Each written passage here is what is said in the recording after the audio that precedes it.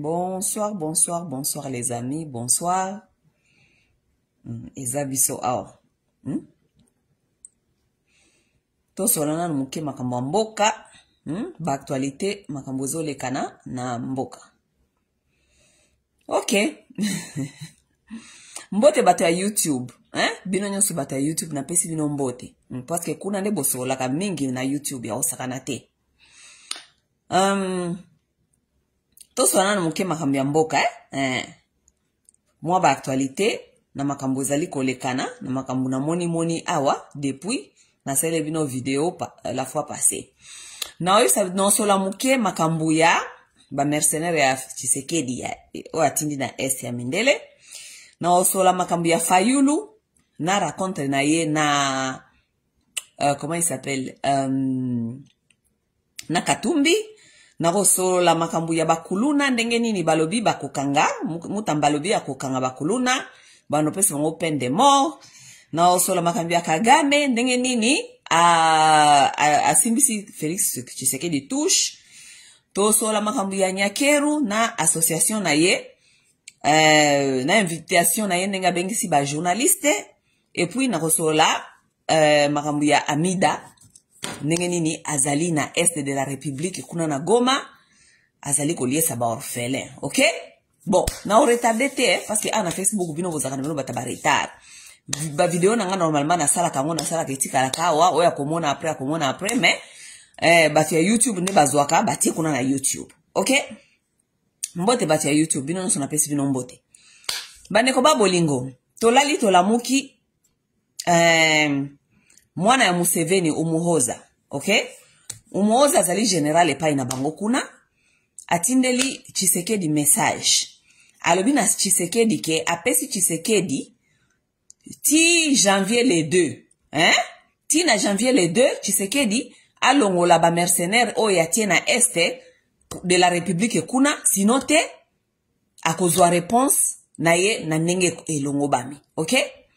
Bon, Umuhoza ba Ugande baza ba Ugande baze pa na bango. Bon, Tshisekedi o yaza kosala na kati ya Congo na yebite peut-être ba mercenaire bazali ko représenter danger pour na bango ba Ugande. Moi je ne sais pas. OK?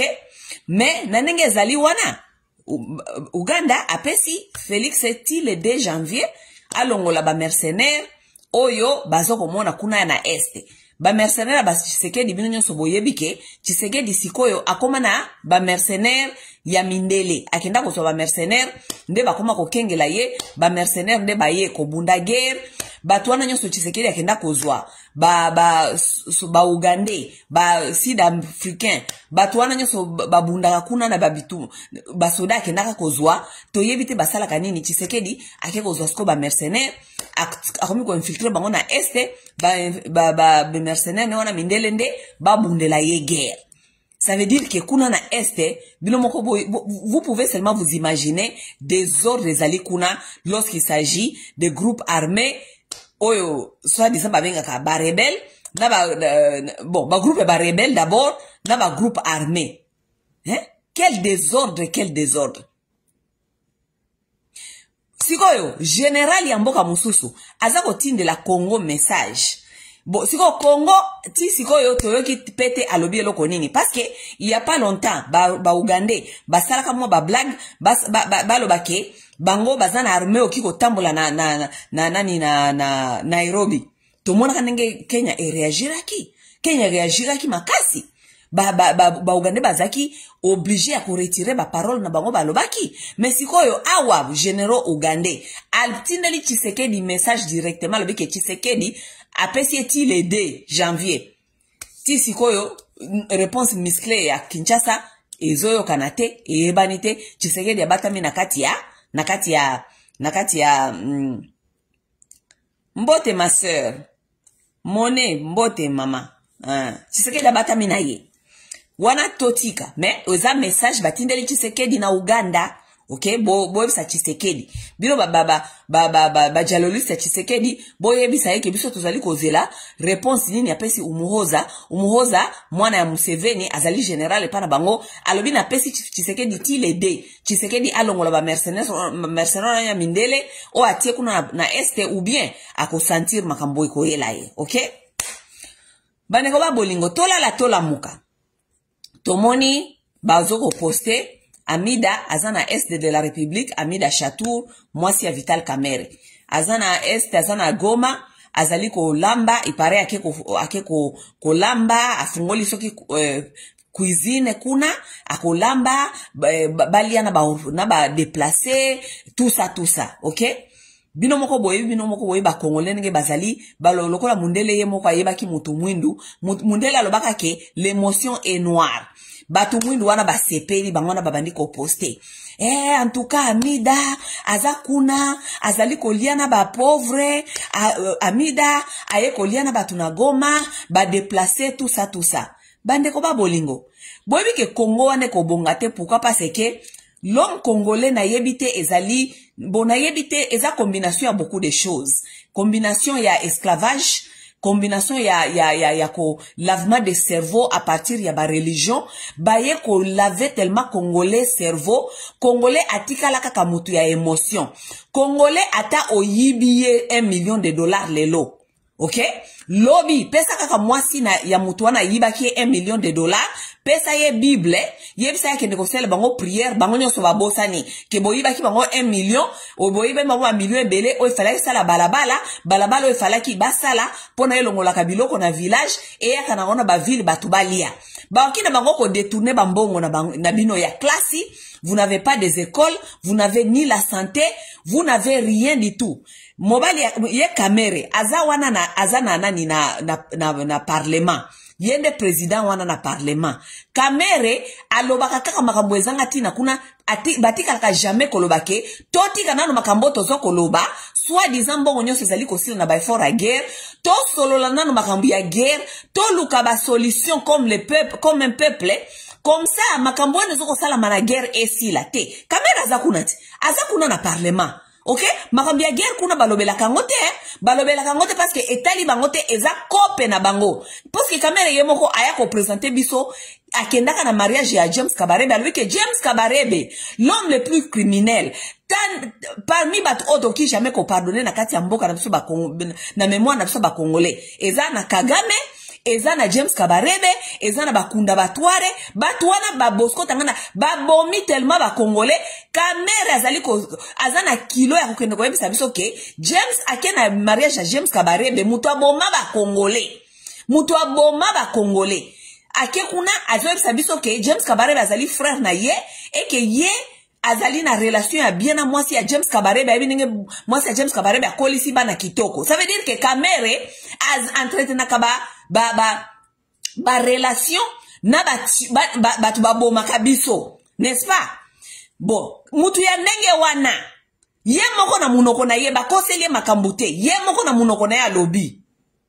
Kamerhe na Tshisekedi bayibi mbongo ya 100 jours babimisi 10% na budget à l'état babimisi plus ya $400 millions 400 millions wana esika eleka mungai na yo toyebite. Kamerhe azwa mbongo atia na poche apesa Amida bayiba balia azwa mbongo mususu akabeli bandeko ya Amida oyo ba indien nyonso bandeko ya Amida oyo bayaka na feti na ya mariage akabeli bongo ba contrat bakeiko baby sambongo ya peuple ba baby simbongo ya peuple bakosi biso awa ke o ifalaki Jamol a réhabiliter ba camp militaire ata mokote ba réhabilita yangwana ba soda baza ba delinquant ba soda baza libanda bazanga ba place akolala ba famille ngozanga ba place akolala soda akendaka guerre azana stress parce que ayebite skatiki famille na ye. Voilà mutu wana Kamerhe azwi mwasi na ye pona ko ngaba kongole misu azwi mwasi na ye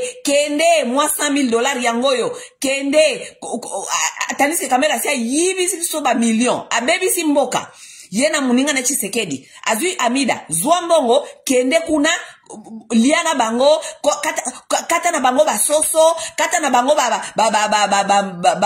soki ba pondu, tuta na bango ba pondu, yoka ba Congolais nyoso, publicité Amida, Amida, maman mute mamalamu, aye kolamba na biso, aye kolamba na biso, ba déplacer wana cause na bango ezali nini, cause ya ba déplacer ezali nini, cause ya ba déplacer ezali guerre. Guerre ezali kuna pona nini parce que batu lokola ba kamere bazali ko entretenir ba relation na ba James Kabarebe parce que batu lokola ba kamere na batu lokola ba Tshisekedi ba yiba mbongo ya 100 jours bazo ba mbongo na batie na poche peuple atikali na eloko te mbongo falake etonga ba école mbongo falake etonga ba hôpital mbongo falake etonga ba nzela bazwi mbongo na batie na poche ti lelo mutu moko atuna kabango okay kamere azui ba contrat nyonso ulia pesa ba Congolais ba contrat ba tonga ba beta ba brique ba tonga soki ba camp militaire azui ba contrat apesi bandeko nyonso ya Amida ya ba indien ba lie mbongo ba jomol ba lie mbongo mbongo nyonso ekenda ba militaire moye ba bundezate yango guerre za ko continuer parce que FARDC eza incapable ko bunda parce que moral ezate likola batu lokola ba kamere. Sikoyo kamere lelo azui mwasi na ye Amida atindi na este na Goma kende kolia na ba déplacer oyo ezali déplacement wana ezali résultat ya malgérance ya bango ya mboka akende kolia na ba déplacer yoka ba Congolais batu ya émotion batu oyo mitu na bango ba bebisa bango mitu mutu ya Congolais et beba. Même ceux qui se prétendent être des gens intelligents, ceux qui se prétendent être des intellectuels, ceux qui ba monika kabiloko ya ndenge wana ba sepeli, publicité yango na yango, Amida za koliana ba pauvre, Amida za koliana ba déplacé, Amida za motema malamu, Amida, ba million caméra yibi na atie na poche na ye, bokoko tuna bangote, boko tu na Amida te ba million mobali na ya yibi pona détrument ya peuple oya yen lelo na peuple po Congolais azalaka soka monika ka mutu aye kolia na bango ko mutu malamu so ba monika ka mutu kuna na gouvernement ayibi bango apesi mwasi na ye Bible kende kuna kota église fanda liboso kuna yemba haleluya bimisa maya misu loba Yesu kaka kosala etu ba Congolais so miteme kiti aza mutu malamu asambela akenda ke pa dalo ayebi nkolo azana crainte de Dieu mais mobali na ye auti ko yiba bambongo ebele oyo ezana détrument ya peuple. Voilà ce qui se passe avec les Congolais. Yango mboka wana moyen échanger ezate. Mboka wana moyen ebonga ezalite. Pourquoi parce que Congolais ba baby ça est psychologie ya Congolais et beba. Mental, moral, émotion. Congolais a beba. Congolais c'est un peuple à refaire. Azali mutu ya ko refaire. Parce que comportement ya Congolais yango moko ezali ko lakisa ndenge nini azali malade. Vous comprenez au moins? C'est un peu ça. Tola muka.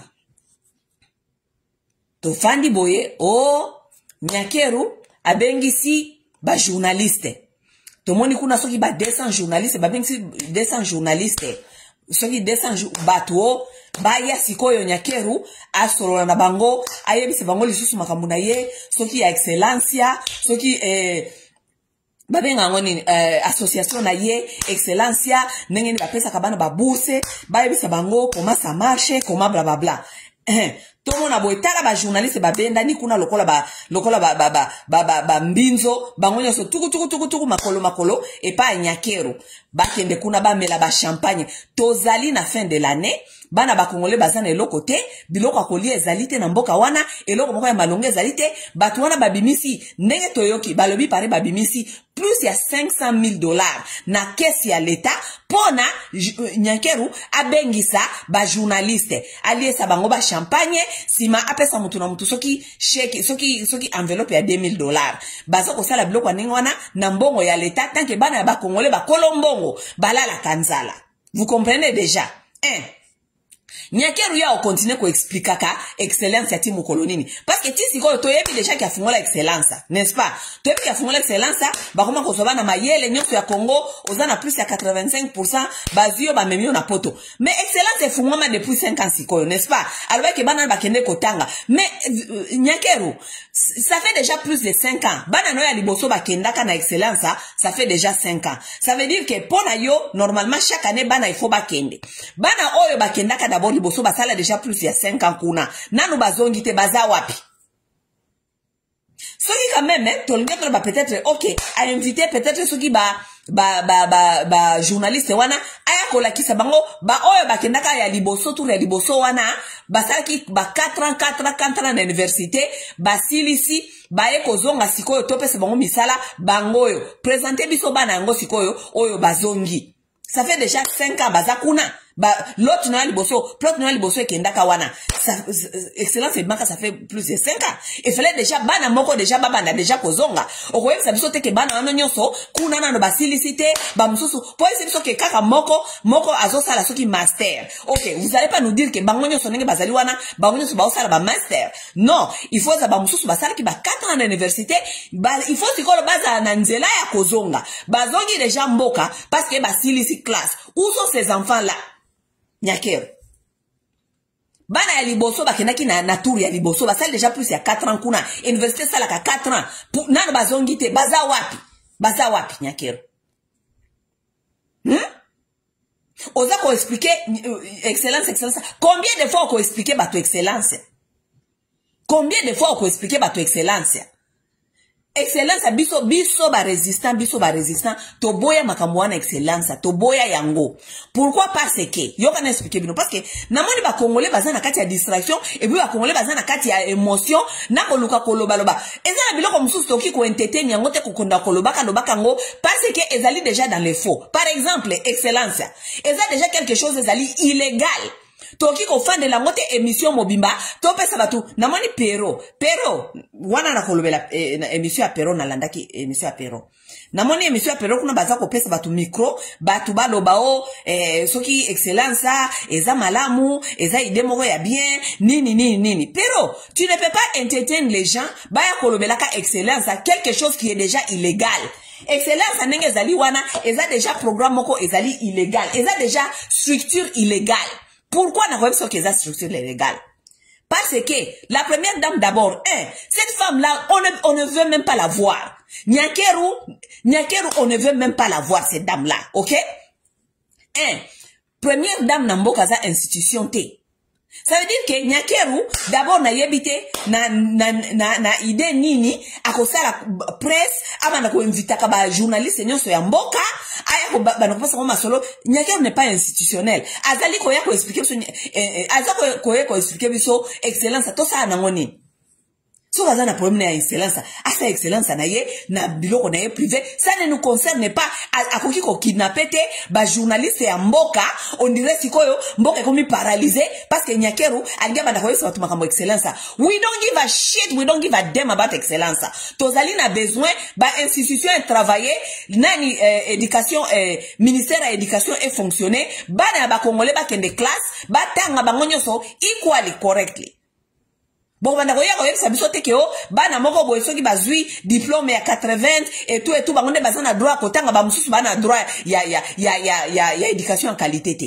Non, bana nyonso ya ba congolais bazana droit ya éducation ya qualité. Ça veut dire pour na biso ba congolais, il faut ministère ya babenga wonini ya éducation et travailler pour na biso to monake bana na biso nyonso bazali na equal rights. Bobebisi éducation, bozoko ministère de l'éducation, toyebite et ça la kanini, pona bino, boya ko la samso ke bino ne bokomi ba sauver na biso, bobi misel ka biso mwana moko, o bango de bazu ba point belé, boti na bango susu na poto, ça veut dire ko liquider les susu, moi mayele ezali na kata Congo koti na bona poto. Nyakeru yo lo baki na biso ke bana na ba okende, ba ko ya osala mboka. Ba osala mboka wapi? Pourquoi? Parce que mobile no moko, auti kaka awa ka, il y a même pas un mois. Mobile no auti na na Lubumbashi ayebisi ba jeune na munoko na ye moko abina bango ke ye azana misala ya kopesa bangote parce que azana misala kutu ya kopesa bangote siko bana na bozoke na bozo makuna na mboka wana ya libanda soit dizaba ko yaka ko sela mboka mobali no moko ayisi bango déjà ke azana na misala ya kopesa jeunesse bana na ba yo sa musala wapi ou bien yo sa musala nini ou bien ozali façon na bino ya kolongola biso bana ya mayele na kati ya mboka pona boya ko botikela biso kaka bana ya bazoba bobebisi éducation d'abord bobebisi bana éducation sima botikela biso bana ya bazoba na mboka pona mukolo mususu bato mususu baya kokonza bango tellement bazoba bakoleka parce que bino souci na bino zali ko boma jeunesse ko boma éducation po bana ba congolais bato mususu baya ko tawala bango donc baya ko kokonza bango nde ide na bino esa wana. Et vous êtes vraiment de faire ce travail-là très bien. Vous êtes en train de le faire très bien. Batouando, ça la discussion pour ne pas péro pour na excellence. On ne peut pas donner les gens le micro de parler sur l'excellence. Pourquoi? Parce que excellence est déjà illégal. Parce que moi souana azali institutionnalité. Elle ne nous doit rien. On ne doit pas parler d'elle. We don't give a shit. We don't give a damn about Nyakero. Ok? We don't give a damn about Nyakero. Elle est inexistante pour nous, la femme congolaise, pour nous les Congolais. Na mboka o ezali sérieux, mama wana akiko sala, babenga ngonini, association te ou bien non-profit te. Moi si a président ko sala non-profit organisation ezali illégal. Ye Nyakero auti wana poto azaki na poto atikala komona mwasi moko ya president na ba poto ya fandi azaka na non-profit organisation et ça la maka tout simplement soki mobali na yo asi alongwaki déjà na pouvoir. Ce mobile na longwa qui na pouvoir et que yo moni que lingo sa non-profit organisation au kosa non-profit organisation. Mais tant que mobile no azali na pouvoir, oza na droit ya kosa la non-profit organisation parce que oki ko utiliser ngo comme outil ya ko manipuler bato. Voilà ce qui se passe avec Nyakero. Maintenant, aye ko expliquer sur excellence makambo ezali ko sala. Combien de fois ko expliquer bato makambo excellence ezali ko sala? Non, parce que non-profit organisation derrière ba première dame, pourquoi ba pays sérieux zaka interdit? Parce que zali outil ya ko manipuler. Si yo lokolo bazali na projet na bango agenda ya ko changer constitution. Peuple zali ya ko silika. Ba journaliste bazali koloba, ba journaliste bazali ko pesa batu, ba tribune ba ya kolobela makambo wana. Il faut qu'on utilise Nyakero akende ko somba conscience ya ba journaliste pour ba journaliste ba lobela rasu makambo wana te. Pourquoi? Parce que excellence, on n'en a rien à foutre avec excellence. Excellence, ça te dit qu'il existe. Pourquoi Nyakero a choisi moment oyo kaka o abinga bimisa abenga ba journaliste pour na expliquer mon excellence. Pourquoi? Parce que bazali na agenda à changer constitution. Pour na changer constitution, il faut mobiliser batunyon so ko somba ba conscience ya batunyon so o yebike ba koki kote le melabino. Ba journaliste pourquoi? Ba journaliste zali 4e voie ya mboka. Lokole zali 4e voie ya mboka, ba benga Nyakero amelsa bango ba champagne, aliesa lesa bango biloko si ma pesa bango $2000. Donc ko somba mémoire na bango, ko somba moral na, ko somba moral na bango babenga en anglais emotional blackmail ako blackmail bango émotionnellement pona tango bakozonga bandolo bakaka parce que namoni ba journaliste bele kuna polete muntu asala ba makambu na kuna ake kuna sopani abandi koloba polete muntu stoko ke tant que journaliste polete muntu tango ke kuna comme journaliste parce que bino bolobi ke journaliste akendaka koluka information tobo ite ba mususu bwana ba raison na bino ok koluka information mais tango ke kuna koluka information polete ki muntu boni comme lisusu mama ya madimangwaku Nyakero za mama na bino te. Nyakero ça veut dire déjà que ozomona déjà que émotionnellement on t'a déjà pris dans la piège. Bazio déjà na piège. Parce que, ok, on a tant que journaliste, il faut qu'on adresse comme première dame, ou bien, madame Tshisekedi. Parce que ça, moi, c'est Tshisekedi. Yo, bani qu'on adresse, maman. Ozo, on a déjà que, émotionnellement, déjà, au sopani. Émotionnellement, déjà, bakangio. C'est ça le problème. Nyakero za mama na yote, yo mama mukolo nengwana kimuntu. Nyakero akobota yo, poko banda kobenga ye mama. Aza mama ya nani? Aza mama ya nini? Parce que abengi bino na musala mission du travail soi-disant. Akene ko expliquer bino makamna yeso qui a excellence. Vous êtes là comme des professionnels, vous devez vous comporter comme des professionnels, vous devez demander des questions professionnelles. Vous n'avez pas à commencer à lui dire maman, tomoni maman nenga abengi biso awa, maman yambi biso kitoko, maman kutu biso kamsuso zaki ko banga, mais maman atie biso à l'aise, mais maman di mangwako. Hein? Peut-être ki muntu ye nyakero za mama na yo moni nyakero za na aja kubota yo poleti mutu oka no benga ye mama tanke ki nyakero ana bana na yetika bana ba benga mama makambo zali makambia mboka, ça n'a rien à voir avec maman ou papa. Dans ça nous sommes tous des citoyens. Nyakero zali citoyenne comme yo za oko benga ye mama te. OK? Tala même qui journalisme mo bo expliquer so que bokenda ki kuna ka ki journalisme ki makambia musala, mais bozali komona na ke bozali légère. Vous êtes des gens très légers. Vous êtes faibles, des gens légers. Owo benga nyakeru mama. Nyakeru mama na yo. Hein? Mama.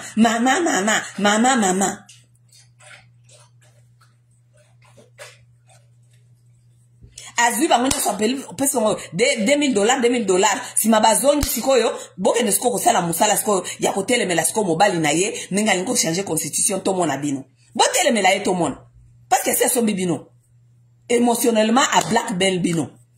Bokomi ko benga ye mama alobi na biso kutu, mama kutu ayambi biso bien, mama ayambi biso bi bomeli ba champagne na ye déjà c'est tout. La main qui donne c'est la main qui est toujours au-dessus. Liboko epesa ka yango zaka toujours likolo yango de zaka toujours au contrôle. Tete bo sopani. 200 journalistes nyoso ya mboka akangi bango memi bango kuna amelisi bango lesi bango akosi bango aziko sipion ngomba excellence elo ni excellence Alexis na malonga yanebo oyo boyebite na excellence wane za kinini oyo fala kaya ko expliquer bino mbalo non parce que yeba kike ako utiliser excellence na sima pona a ramener bino lokola baba babike ezali ba onje ba première dame ezali tool ya manipulation, ezali outil ya manipulation. Abenga bino na derrière combien excellence nzoka nde azali ko linga ko somba moral na bino pona bote bango te pona makambia ya changement de constitution. C'est ça que Nyakero vous a fait et vous êtes tombé dans ces jeux. Voilà makambo yango yango wana. Nyakero, nous on n'a rien à foutre avec toi. Lelo atakutu mutuka et tutio. Nyakero atakutu soke mutuka et tutio. Etali atamobali na memio na hôpital. Etali nation te. Etali nation te parce que oza institution te. On n'a rien à foutre avec ta présence Nyakero. Ozala te etali bisote. Parce que musée pe ayaka zakape na mwasite. Mais musée azako konza. Ok? Ça veut dire que la femme du président là, ça ne nous concerne à rien. Ozala te, we don't give a shit. Ok? Donc, pero yom tozol nga opesa ka batu ba micro, kolobela ka, avant ba na opesa ka batu ba micro ba ya ko discuter. Parce que, tant bozo opesa batu ba micro wana, baza ko discuter ba musu bazo ba oui, ngana moni yango zali lokola, zali initiative moko ya malamu, et tout, ba congolais baza batu moko baza na mayele belete. So yo bandi les gens opesa ba batu musu ba option, ba ya koloba ka makambu, ba kiko ba benga onini, ko somba ba moral ya batu ebele. Parce que ba congolais baza batu moko baza na incapacité à réfléchir. Donc, pour n'anga na kopesa jamais mutu micro, aya koloba makambe excellence, parce que pour n'anga déjà, excellence, yango moko nenge zali wana ezali déjà quelque chose qui est illégal.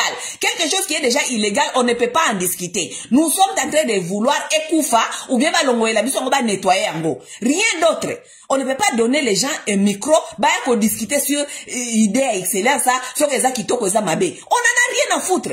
Nyakero ne peut pas ouvrir une association na rawana zali na ngozali première dame musala na ezali ko accompagner mobali na ye, ça veut dire akoki soka lingi eza balobaka babi ezali volonté akoki ko sala advocacy ça veut dire que akoki ko zwa eloko moko ezali ko ronger société, ça veut dire par exemple makambo nenge batu baza ko lala libanda nenge tozana na ba déplacer interne ndenge nini akoki ko sala advocacy, donc kolobela yango kotia yango na lumière batu ba yeba ke tozali na problème oyo.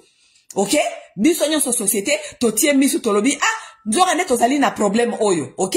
Mais, Nyakero azana droite ya kosala ONG, ta tant que mobali na azali na kati ya office te akosala ONG soki mobali na ye alongwe office aza sous président te. Pourquoi? Parce que ba ONG ezali ba outil ya manipulation ya première dame a manipulaka nango batu tango azali mobali na ye azali azana na office. Mobali na ko boma bino akosala nyonso alingi ya mabe mais soki ye mwasi ayebi ko manipuler bino na ONG na ye wana anozo mwa ONG nana aye otiango liboso a manipuler bino bokomona sous mabe mobali na yete yango wana na bamboka sérieux na bapoto jamais première dame azalaka na ONG. Première dame azaka jamais na ONG akoki kozala na cause oyo azali kosalela ngo advocacy akoki kotiango libanda akolobela eloko peut-être eloko ya environnement peut-être eloko ya santé peut-être santé ya basi akoki kotia lumière na santé ya ba mama ya kobota makambo ya cancer makambo ya nini kolobela yango pona toye baninge nini toko régler problème wana mais azana droit ya kosaba ONG abana kozwa bana ba congolais comme si azoko kozwa bango en charge. Tandis que tozali na ministère ya éducation eza musala ministère ya éducation apesa bana biso éducation apesa bana biso ba bourse l'état apesa bana biso ba bourse l'état ebongisa éducation pona bana na biso nyonso bazala na equal right ya kokende classe ya kozwa éducation o ezali equal na bango nyonso ezali juste pour eux tous. Tozana besoin te nyakero aya ko save bana ba congolais akoma lokola sevia sima ba congolais baba na ko mona lokola komi lokola sevia na bango tant que mobali na ye azali ko bebisa mutu ya mboka éducation malonga ezali te na mboka ye aya ko bima sevia ye abima sevia a partir da ye bokomona ye lokola za mutu malamu bobando déranger sous mobali na yete nde ba problème nde bul na bango yango wana. Okay? Tole kama hambi ya nani ya nyakero tosilisi. Okay? Tola muka. Fayulu namoni batu batie il y a 2 semaines. Fayulu akutani na Moïse Katumbi na Belgique. Na Belgique ou bien na France de bakutanaki. Je crois que bakutani na Belgique. Lokola ba Congolais bazala batu ya émotion. Congolais aza mutu aza mutu ya émotion, hein? Ce qui émotionne esili nde azongi na kati ya réalité. Mais tant batie liboso ya makambu ako réfléchir te azoko mona kaka biloko ezali wana ko mona kaka émotion. Na moni ba Congolais mususu ba sepeli kuna. Katumbi na Moïse bakutani vraiment opposition tout ça c'est une bonne chose. On aimerait bien que opposition existait bien. Exister na ba structure oyo ezali ko faire que baza vraiment opposition parce que je vous dis jusque là je vous ai dit que l'opposition n'existe pas. Je vous ai dit ça. L'opposition n'existe pas dans les institutions. L'opposition congolaise n'existe pas dans l'opposition parce que bazali na porte-parole te à opposition. Porte-parole à opposition, il faut enregistrer na kati ya ba institution. Porte-parole wanande ako représenter opposition mobimba. Ça veut dire akozalasko mutu ako arranger opposition mobimba, baba na kosola munoko moko. Baninga bazana pouvoir. Biso tozali na opposition. Biso tokobundisa agenda nini. Agenda na biso kozala tokobundisa totalela vraiment totia point makasi na makambo ezali koleka na este. Totia point mingi makasi na makambo ya corruption. Totia point makasi na biloka boy. Bango nyonso bayokani. Porte parole na bango wana amemi agenda na bango na kati ya ba institution kuna na parlement bayebi ke opposition na mandat oyo biso toza na pouvoir bango mandat na bango yangoyo. C'est pourquoi bayebisaka bango babini bango ke bakende ko s'enregistrer. Opposition jusqu'aujourd'hui, opposition n'existe pas au Congo. Na kati ya ba institution légalement l'opposition n'existe pas. Bango nyonso ndenge bazali wana bazana ba parti politique. Parti politique na ye akoki ko choisir. Soki parti politique na ye eza na kati opposition, eza ko s'opposer ou bien parti politique na ye ezali ko accompagner pouvoir. Chacun dans sa parti politique peut choisir de dire soki parti politique na ye eza ko s'opposer na pouvoir ou bien parti politique na ye ezali ko accompagner pouvoir. Ok?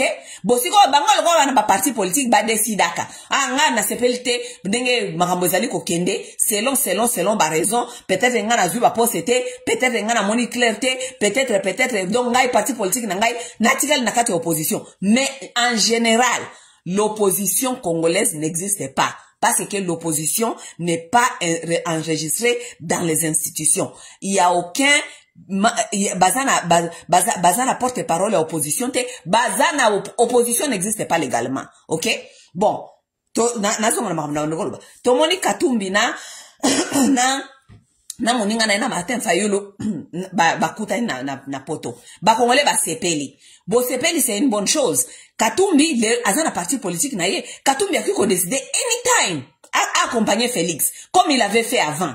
Vous vous souvenez, tant que Félix a qui pouvoir, Katumbi y a un parti politique na ye, ba décidaki que liboso bazaki na opposition, bazako s'opposer na Chilombo, mais baeko décidé que bakei na bango ko accompagner Chilombo, n'est-ce pas? Ils sont allés accompagner Chilombo, muke bafandi kuna, ba décidé que lisusu balongwe, n'est-ce pas? Pourquoi? Parce que il n'y a pas du sérieux dans l'opposition. Il n'y a pas l'opposition. Il y a que des partis politiques qui s'opposent. Vous comprenez? Ok. Bakongwe ule batala makambwana nyoso ensemble wana makamuna auto expliquer bino ya opposition ndenge ni ba na porte parole te baza na agenda te o ezali représenter kuna na kata ba institution batali wana te bango ba monika Katumbi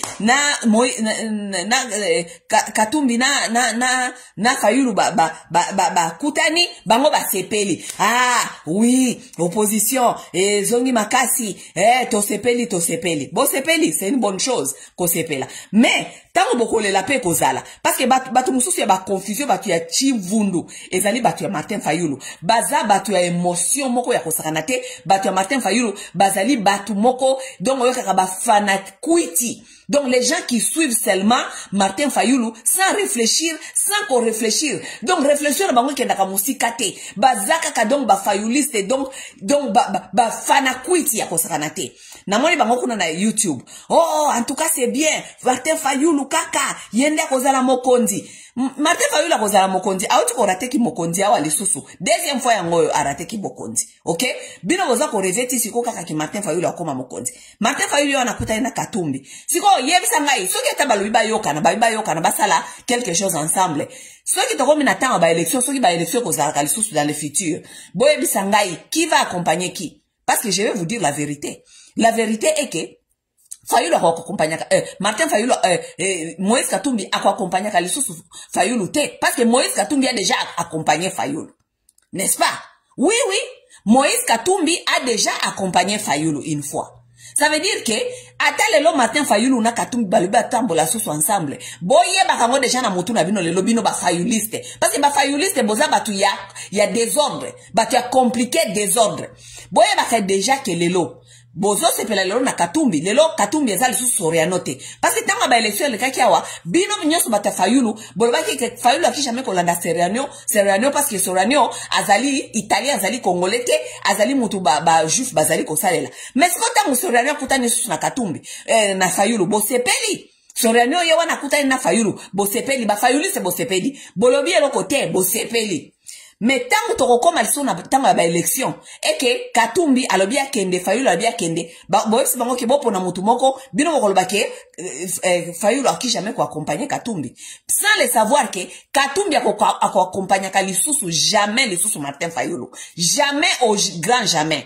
Moi, je vous dis ça, retenez ça aujourd'hui. Ceux qui bino de analyse na bino, bien moutou na bino, ou bien mayele na bino zali tellement moukoussé. Vous n'arrivez pas à comprendre les choses, ça c'est votre problème. Mais je vous dis aujourd'hui, boye bakangoke, n'importe quel effort que vous allez faire, et que vous croyez que vous allez utiliser encore Katumbi, pour naza loko la stepping stool na bino, eska boko telemela po bon mata, boye baki wana ekosala makali susute. Katumbi n'accompagnera plus jamais Fayulu, dans n'importe quoi. Ayebi déjà Fayulu. Parce qu'il y a eu que Fayulu accompagné jamais. Pourquoi il a accompagné Fayulu? Accompagné le sous-souté. Ça veut dire que, ba blague na bino o ya kokutsa saka susu Fayulu na Katumbi, il faut essayer là déjà avant sikoyo. Ou bien, ce que s'il est aussi la te, boba na déjà ko déterminer ko yeba kasikoyo ok. Ce qui to komi na batanga ba élection. Ou bien Fayulu il faut accompagner sikoyo, Soriano. Ou bien obenga ka Soriano italien, juif zambien. Boye ba ke Fayulu akozala obligé ko accompagner Soriano. Est-ce que bokondima ou bien bokondima te ou bien bokanisa Soriano ngoko tika la kaki zengi na bino toute sa vie oyo bino bonda ko use yelo ko la stepping stool na bino tant boza na besoin na ye yakawa to ko matela yo po biso tomata bokanisi vous pensez vraiment il faut pas réfléchir deux fois. Oh eza message na pesi batu ya Fayulu. parce que bata fayulu boza batu ya désordre, boza batu ya confusion, boza batu ya ba émotion, bozali ba fana kwiti. Vous ne réfléchissez pas loin, vous réfléchissez maintenant. Kaka net fayulu na bino mutu ya confusion, mutu ya chimvundu, ndenge albaki na batu na ye, bokende ko députation te, poto kokende te, na dernière minute, azu ata député, ata moko te, likolo ya confusion na kata mutu na ye moko aza instable, ye moko akei kuna ko se présenter na présidence, mutu moko te na batu na ye, akoke ko se présenter député parce que fayulu abisi bango ke bazo kokende te. Bata confusion. Maintenant, vous devez décider maintenant. Ce qui est relation au bomoni ya fayulu wana, na soriano wana, boko soutenir yango tina suka. Parce que si vous soutenir yango tina suka, boye ba ke bino nde boke ne ko accompagner soriano. Soriano ko accompagner kabino lisusu jamais. Ça c'est clair. Soriano ako accompagner kabino lisusu te. Ce qui bolobi bomitia na soriano sikoyo, boye ba ke relation wana, e kozala ke bino nde boko accompagner sko soriano. Parce que soriano si accompagner bino une fois, ako accompagner bino deux fois te, trois fois te. Non. Et comme à tour n'a bien accompagné Sorano. Ce qui pour moi que beaucoup accompagnent canabino jamais Sorano. Ça veut dire que relation on a ya fayulu na relation on a ya fayulu na Katumbi. Boba na déjà ko décourager en sikoyo esi la mutu na mtake ndo sala nzela na ye. Parce que toboy na dernière temps boba na ko lexela biso batan na ko bana ko beta sosu masolo nenge Katumbi aza congolais nenge Katumbi siko ta fayulu akende ko kuta na Katumbi cette fois-ci. Ayebete Katumbi aza congolais. Fayulu akende kuta na Sorano tant que Soriano l'italien, tant que Soriano comment babenga yenini les juifs, tant que Soriano les zambiens, ake okuta ne po basolani parce que fayulu il faut to sur la makamba Congo, tozali bosso ya makambi ya Congo, il faut to sur la makambi ya constitution, neke chilomba zo nga ko dribbler batu. Yo nyo ko so na Katumbi. O so na Katumbi tant que qui parce que Katumbi a congolais te, Katumbi azali zambien, azali tout sauf congolais. Katumbi azali zambien, azali italien, azali juif, bon de cela Katumbi tant que qui, bino ba fayuliste. Vous allez chercher Katumbi, vous allez causer avec Katumbi tant que qui. Parce que lui il n'est pas congolais, bon ou que les nini. Ma constitution est alliée parce qu'il y a za congolais te. C'est comme bon soirée tant que qui. Telle bateau ba confusion. Telle bateau ya confusion. Vous êtes en train de chercher Katumbi pour quelle raison? Bon soirée marambunini pour ya za congolais te. Tango ba élection wa ndebe nso boko bimawa bobandi ko sala ba vidéo après vidéo Katumbi eza kutu congolais te tala kutu nationalité na yango yo tozoki kutu ba papier oyo na ya Zambie batindele biso boye na boye siko tango bo sola na siko bo sola tanke ki tanke Zambie ou bien tanke congolais tala bata problème o tala bata chimvundu bata fayulu bo banda ko réfléchir. Parce que moko bakumba kangote na instabilité mentale émotionnelle. Parce que la plupart de vous commencez à me faire peur. Je suis en train de vous voir comme des instables mentales émotionnelles, psychologiques même. Vous êtes des instables mentales émotionnelles psychologiques. Katumbi wana oyo bobeta ki mabanga na ba élection awa kiazali étranger ye wana susu boke kokuta na ye pobo sola makambi ya mboka bota ndenge ni boko freiner Chilombo tout ça mais yaza congolais botu na ya freiner Chilombo tant que qui hein. Il faut savoir ce qu'on veut hein. À un certain temps il faut savoir ce qu'on veut ou bien ce qu'on cherche. Bon non ba tukuteka na confusion kaka bo mbilinga boka tsake ba kongolais so baza bizengi ba kongolais so baza na mayele te ya koyeba makambo zako eza sur table. OK? Wana tokangi parenthèse. Wana tokangi parenthèse. Tola muka ba présenter biso awake Constant Mutamba nde ministre na la justice ya mikolo. Constant Mutamba la muki a décidé que à partir de sikoyo ye akobanda ko bomba bakuluna. Mboka mo jungle kakati. Constant Mutamba la muki a décidé que ye à partir de alors bando bomba bakuluna. Mais avant Constant Mutamba décidé que ya bando bomba bakuluna. Constant Mutamba bino bozalaka na babenga oni ni soki ba meeting obosaka na président wana babenga oni ba réunion obosaka na ba ministre basaka na président wana. Ça veut dire que yo ministre il faut so agenda na yo nde yango wana il faut zala aussi oyebisa ke mo ba kondi na yo mokonzi na yo o asaka bino conseil des ministres ezali Tshisekedi. Tshisekedi yo Constant Mutamba programme na yo oye nango na ministère et que okobanda koboma bakuluna. Ça veut dire que tu as déjà dit ça à ton patron et ton patron a approuvé cette idée là que bino okobanda koboma siko bakuluna, n'est-ce pas? Oye ko ofana na ote oyo présenter peuple que à partir de lelo yo Constant Mutamba okobanda koboma bakuluna. Mais Constant Mutamba, pour votre information, kuluna liboso na mboka wana ezali Tshisekedi, Félix Tshisekedi. Nde kuluna liboso. Tshisekedi abosa ni koyebisa okay, ye na bana na ye na famille na ye na mama Marthe na ba frère na ye, na bana ba onyo so babota na ba poto, bazaye bakuluna poto. Et là, Tshisekedi abosa ni koyebisa nde yango wana. Tshisekedi fut un kuluna en Europe. La famille de Tshisekedi, les frères de Tshisekedi fut des kuluna de l'Europe. Si on a repéré ça, yo siko information Constant Mutamba. Au moins na poto pourquoi baboma Félix cité? Parce que Félix a kuluna ya poto.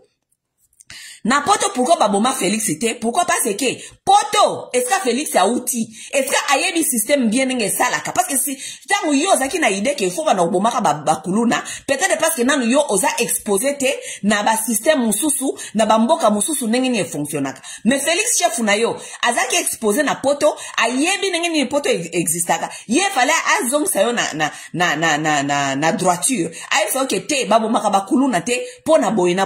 Mais Félix a te. Mais le quoi Félix a te Constant Mutamba tika ngana expliquer yo. Au moins na poto est-ce que Félix azalaka kuluna? Félix azalaka kuluna na poto. Po bango bazala bataba shekula, batu ya kubunda. Bon, ba video ezali awa. Félix azalaki soka lié déjà mbongo, asi lié déjà mbongo, oyo ba pesa ka bango na social, akeya Amélie Alangwe, ake ko bunda. Ba video ya Félix ya bitumbe ezali. Ko bundisa batu na ba metro, ko beta batu, ko kata ba policier, ko beta ba policier ba makofi, ko zokisa batu. Félix, les vidéos sont là. Félix a bundisa bundisa batu.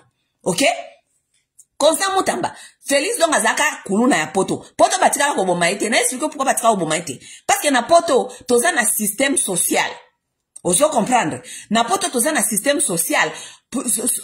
Système social wana etalaka ba diminue, ba défavoriser, bato bazana misala malamu te, bato oyo vi na bango ezali ya malonga te, bako enregistrer bango na kata système, comme ça système ekobanda ko salisa bango, ekobanda ko pesa bango quelque chose na fin des mois. Comme ça bazala na oyo babengaka minimum. Minimum ça veut dire ils doivent au moins avoir quelque chose à manger. Parce que l'État est responsable. L'État est responsable ya bato nyonso. L'État il faut s'assurer que mutu nyonso na kati ya mboka il faut azana minimum parce que l'État c'est la peuple. L'État ezali supposé kopesa bino musala, kopesa bino mayele, kopesa bino bakelasi. Mais si l'État n'arrive pas à vous donner ce qu'il faut vous donner, l'État est moko kozwa responsabilité na kolobake nga na échoué bana oyo lokola ngai ezali parti na ngana na échoué ki bana oyo na kobanda kopesa bango ka moi quelque chose oyo ekoyela bango ta moi minimum na santé ya ofele comme ça na longola bango au moins atana charge wana ndenge wana ndenge basala ka bakuluna ya poto. Vous comprenez? Yangona Félix ye na famille na ye na maman Marthe na ba frère na ye ba Christian, tous ces gens là na bana o bango moko baboti. Félix mo kaza kuluna poto parce que un Félix a salate bazaki ko fanda na assistance sociale, maman Marthe azaki na assistance sociale, azaki akolisi bana na assistance sociale, aliesi bana na assistance sociale. OK? Parce que bango bazai na misalate, bazai na vite, bazai na lokote. Sans assistance sociale wana, oye bande ko pesa un minimum ya kolia, nde Félix na ba frère na ye bange bazana balabala, bange bakoma ba shege, bakoma ba kuluna, pe ba mana ko bomaka bango na bamboka oyo. Mais non, parce que Félix akola ki na mboka oyo ezali ya ba responsable, bazwa bango en charge par l'État. Ozo comprendre Mutamba? Ozo comprendre? Félix yemoko asala kate yemoko na munoko na yemoko abisa soke azako lia mbongo ya nyakero azalaka simple infirmière akenda ko changer akenda ko kengela bakoko ba infirmière wana bafuta ka bango pas plus ya 1700 pas plus ya 1500 na poto sikoyo nyakero azaki ko bokola na Félix na bana po bana onyoso na Félix wana nyoso bakola kuna pa ya nyakero avec 1500 ou bien 1700 salaire ya par mois agogoka ko manager nanda kute na kofuta ndaku na kolesa bana wana nyoso na kolesa Félix Tshisekedi. Ça veut dire que même Nyakero elle-même elle était aussi dans l'assistance sociale. Il faut assistance sociale et ça lisaye ko bakisele na moi mbongo wana zwaka po ba continuer ko vivre. Sans cela ba nepe balingi bazala bakuluna kaka lokola bakuluna ya Congo o tomoni ona yo Mutamba yo lobike yo ko boma. OK? Siko Félix loko azai ko sala te. Azai ko lia mbongo ya mwasi. So kasi alia mbongo mwasi ake ko bunda libanda, ake ko bundisa ba policier, abandi ko bundisa bato, abandi ko bundisa Félix azalaka kuluna ya poto. Même chose avec ses frères. Tous ses frères là, les chrétiens, batu ya ba shekula, tout ça. Christian na bango wana, musala na ye ezalaki na poto awa. Qui ne connaît pas mutu ata, si tu as 1000 amis, dans tes 1000 amis, tu connais au moins ami na yo moko oyo Christian abeta kula, ou bien a escroquer embongo. Christian aza escroc. Musala na ye ko escroquer batu, c'est comme ça que le monsieur là il vivait. Baza ba kulu na ya poto. Différence ezali ke moni awa na poto. Eza mutu bakote bakulu na awa bakote la batu na ndako te. Bakote la na ndako te parce que les gens ne gardent pas l'argent dans la maison. Badnyo so babomba bambongo na excusez-moi. Badnyo so babomba bambongo na banque. Donc kuluna ya poto aviko yako buke la onda kute parce que ya uluka mbongo awa enanda ko ezalite kuluna ya poto agresa ka mutu na balabala te parce que kuluna poto azoka assistance sociale asi aliaki na ye ameli mwa diamba na ye alali ne nanda kwa agression na balabala te mais sikoyo bana mama Marthe awa na poto ne musala babande ko sala babande ko lia na assistance sociale ya gouvernement na ko escroquer batu lisusu na sima. Oui, même musala on va no sala awa. Ça veut dire que Félix a jamais ko encourager yo mutamba oboma ba kuluna ya Congo. Parce que kuluna ya Congo, ye Tshisekedi mo kaze kuluna awa, kuluna ya Congo bo pesi opportunité te, bo pesi assistance sociale te parce que état na bino zali l'état ba irresponsable.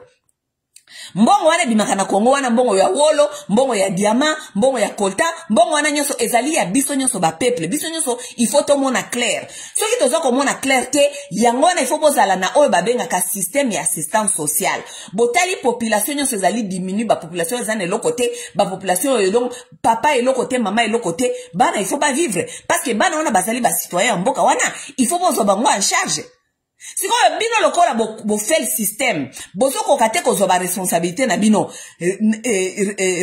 nani solution nini bo monike bo il faut boye la biso boya koyebisa biso ke il faut bobo makabakuluna mabakuluna pourquoi parce que bakuluna c'est votre kuluna elin koloba ke ezali échec ya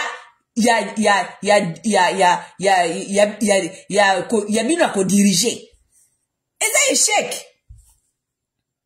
Parce que normalement, mboka nyoso zaka na bakuluna. Loko na expliquer bino mboka nyoso zaka na bakuluna. Mais mboka na mboka baka ndenge ya ko gérer bakuluna na bango. Bino siko lokola bobi ko gérer bakuluna te ça veut dire que bana oyo l'état est échoué.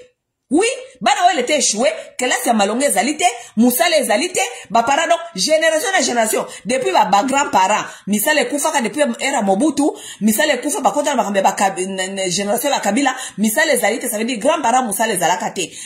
Abota bana ba papa na bango misale ezalite. Ba papa wana pe ba okolisa bana misale ezalite. 3 générations nyoso ya misale ezalite. Siko passe pourquoi parce que l'état est échoué bango.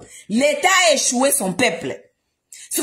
L'état yango pona ko se débarrasser na problème wana ye nga expliquer biso ke ye sikoyo akabandande ko bomaka kuluna. Est-ce que bozo mona ngesa normal? Tandis que chef unayo Constant Mutamba, chef unayo yemoko azaki kuluna na poto.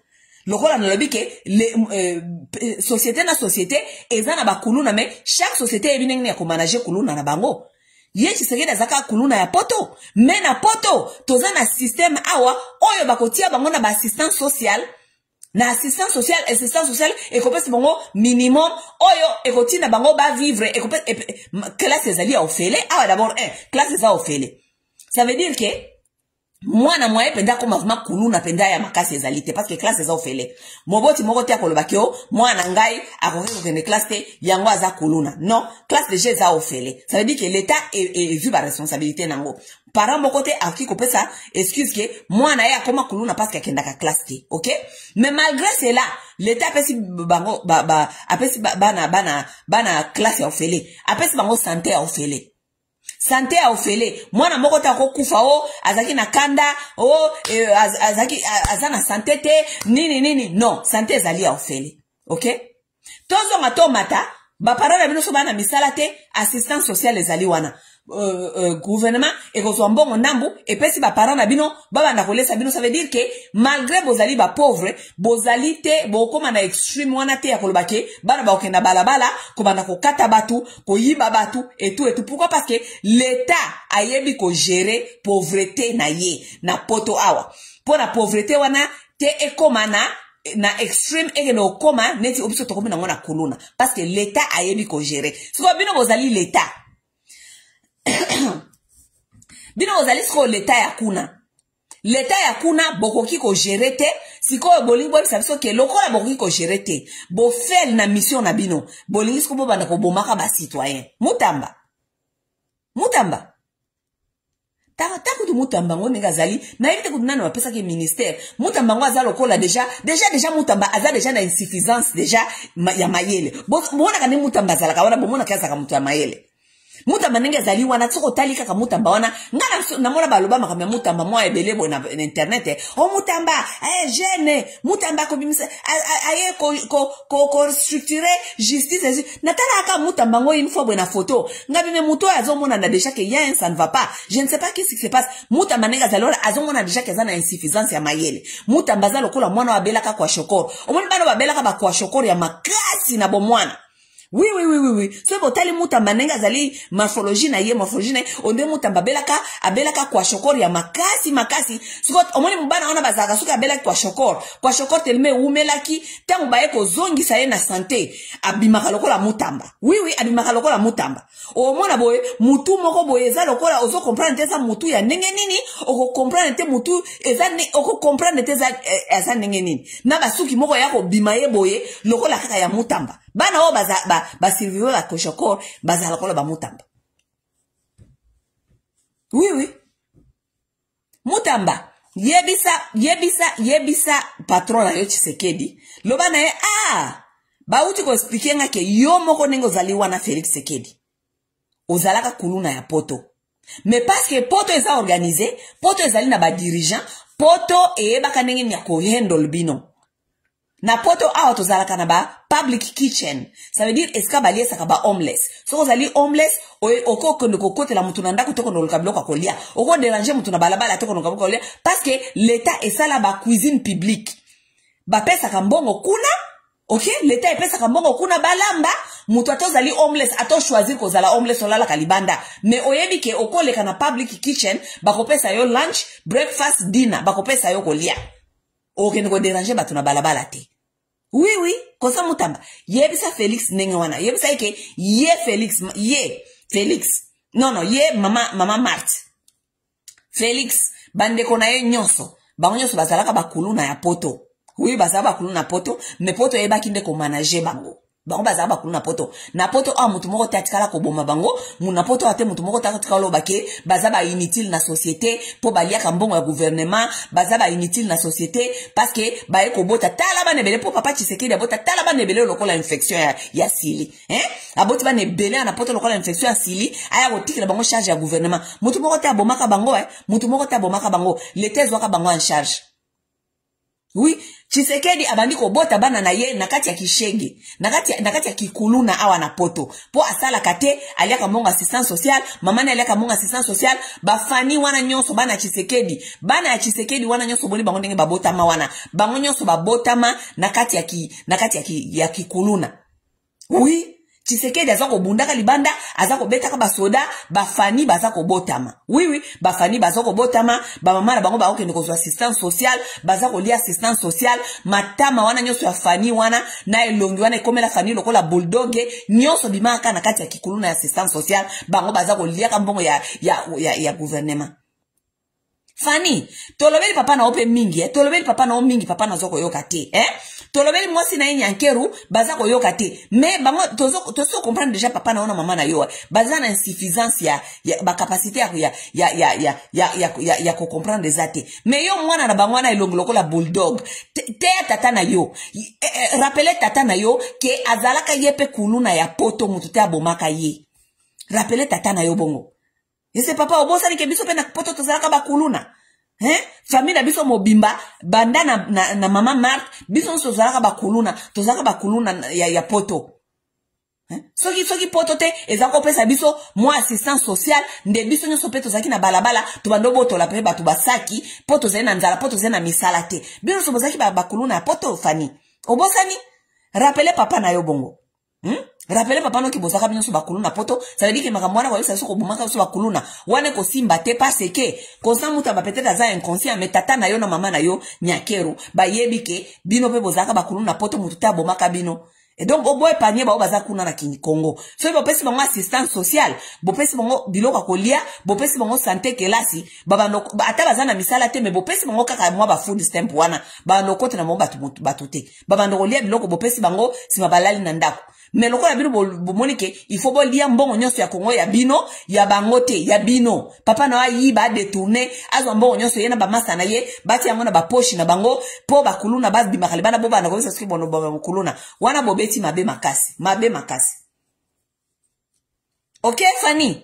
Yesa tapa na yo ke bino rappeler ke bino ozaka ba kuluna ya poto. Mututa bo maka bino. OK? Tola muka. Tshisekedi na Kagame ifale bakutana na Rwanda. Bino moko boyebi a moindre escarmouche ako beta ba masasi kuna na Rwanda nyoso eko bomoka ça veut dire ko panzana. A moindre escarmouche Félix ako beta Kagame, il a tout ce qu'il faut pour na beta Kagame. A moindre escarmouche en tout cas Kagame ako mona ye mabe. Kagame tango ayoka ibongo abike papa na alubi ke a moindre escarmouche ça veut dire ata mu Congolais moko akufi ye akokende kuna kosenga ba permission na nani na ensemble on dirait senga ka permission ava ye Tshisekedi asaka makamnyo so asala ka senga nani permission yena kamera babimisaka 10% ya budget à l'état balia ngona ba poche ngona ba jomol batuna kana na ensemble batuna ka motute lorsque ça leur convient ils font ce qu'ils veulent mais elle aussi la guerre abandi ko kosa ba Congolais pour séduire bango ba voter soit disant ba voter oh moins de kamusi soki na yoka mutu moko akufi na kei kuna kosenga permission yo senga kana ni permission Félix Tshisekedi est-ce que yo ibi attaque ça veut dire quoi permission parce que yo kanisa mboka neza ya yo organisa ki okosenga biso permission te parce qu'il y a pas longtemps à autre comme ça que on changer constitution pe mutu moko pété akopeka ça yo ça veut dire que si tu veux faire quelque chose tu vas le faire c'est ça que tu nous fais. Mais elle a aussi la guerre, on l'a sabi so que aucun osenga permission. On a besoin osenga mutu moko te permission Tshisekedi parce que tu fais tout seul. Mutu sans permission ya Congolais atamoko. Loko la mboka wana eza héritage ya tata na yo Etienne, ya aventurier ya muyibi, ya escroc kosa batu na makambo ya IDPS awa, to moni lelo résultat, mboka neza ya tata na yo te Tshisekedi.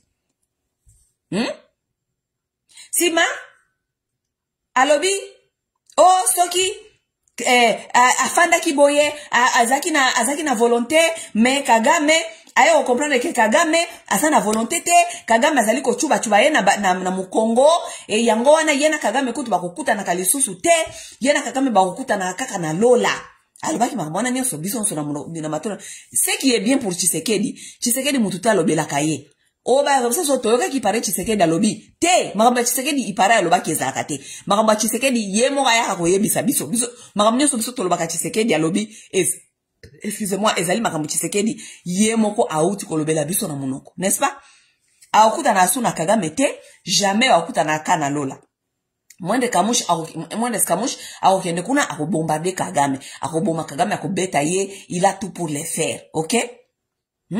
Ye kutu ye na M23 bakotika la jamais kosolola bakotika la jamais kosolola na M23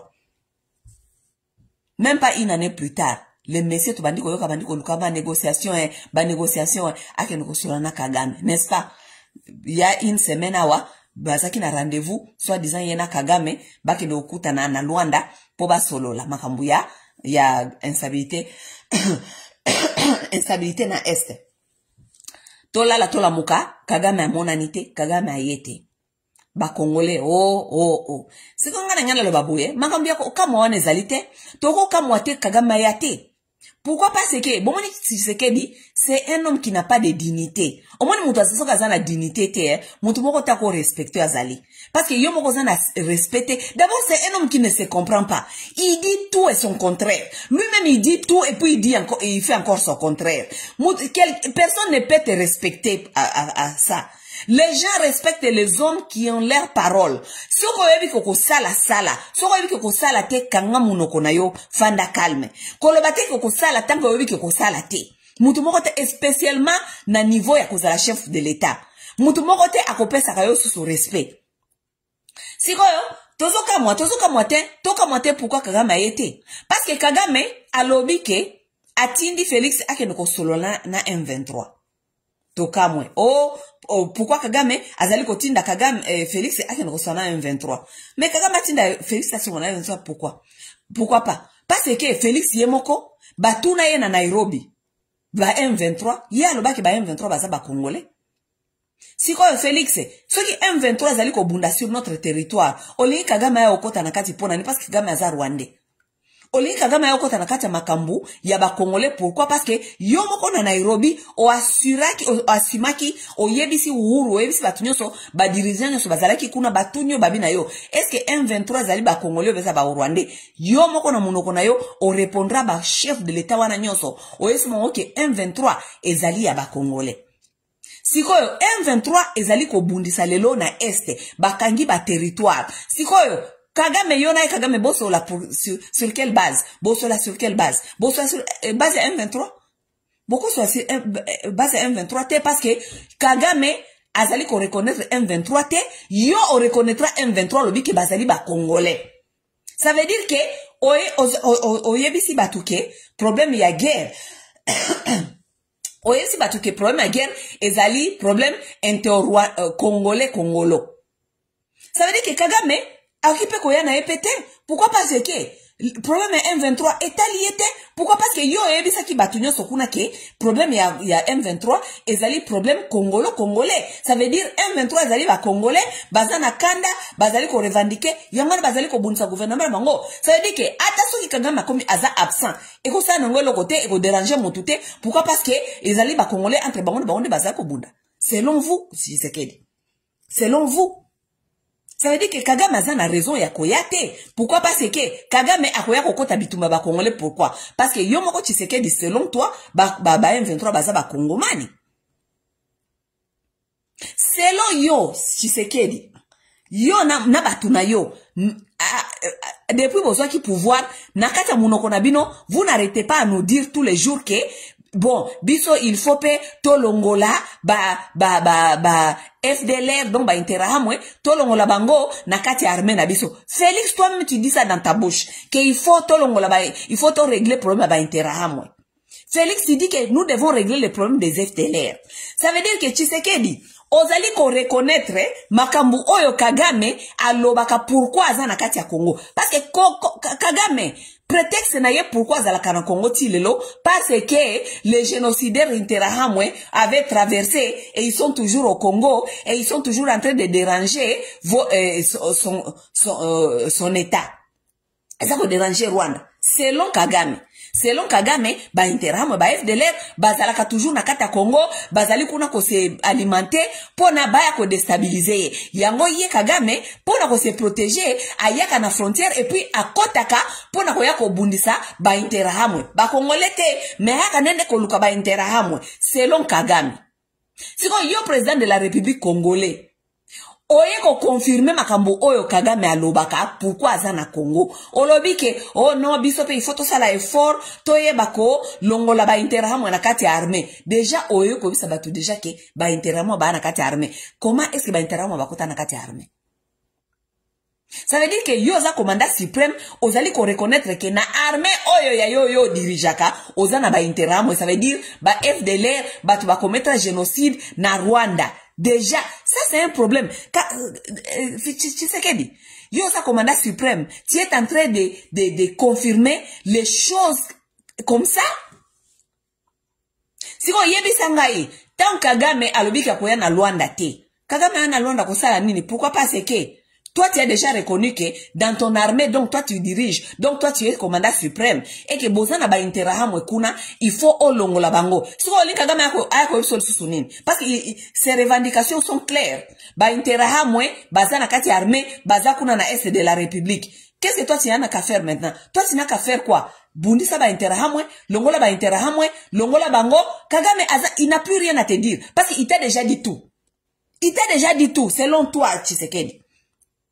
tellement oza zoba, tellement oyebi diplomatie te, tellement oyebi kosolola te, tellement munoko na yo eza connexion ya cerveau na munoko eza te, tu dis n'importe quoi, n'importe quand qui va te rattraper. Tala ndenge siko makamunyo soloba wana ya buzoba e rattraper yo na Luanda kuna babeti yo kara parce que ba président wana nyonso ya Afrique bango nyonso ba yebi.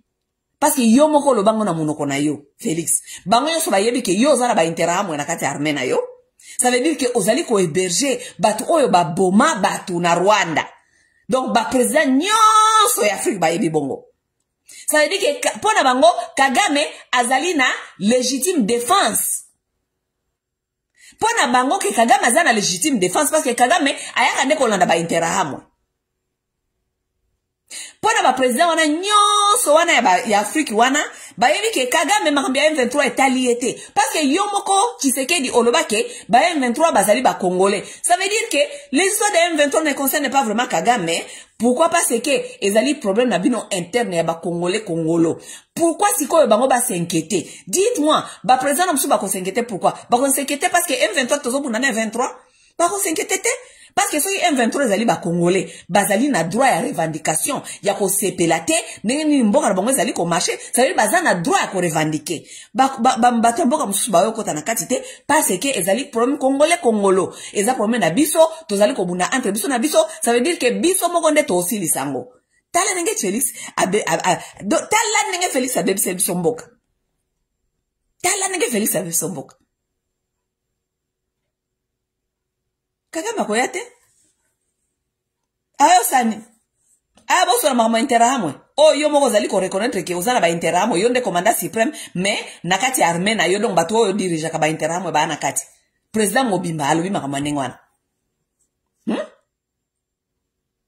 Kagame yako sani. Aya koyoka susu o confirmer le susu bien nenge ba interahamwe bazali nenge nozali ko sala effort yako longola bango na armée. Aya koyoka nini? Ayo le côté, il va rester là où il est, dans l'Est, parce que lui, il a son défense légitime. Il y a quoi ça batuke, nazala kawana parce que ba interamo bazakuna et que bazape na kati armée, président na bango yemo kwa confirmer ngo. C'est pourquoi que Kagame est là.